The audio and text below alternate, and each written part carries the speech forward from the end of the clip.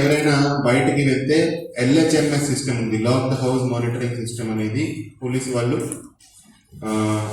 ఇస్తున్నారు, ప్రొవైడ్ చేస్తున్నారు. ఎవరైనా బయటికి వెళ్తే మీరు పని మీద వేరే ప్రాంతానికి వెళ్ళాలి, మీ హౌస్ లాక్డ్ ఉంది, దాన్ని మానిటర్ చేయడానికి ఎల్హెచ్ఎంఎస్ సిస్టమ్ పోలీస్ వాళ్ళకి రిక్వెస్ట్ చేస్తే మీ ఇంట్లో వచ్చి పెడతారు.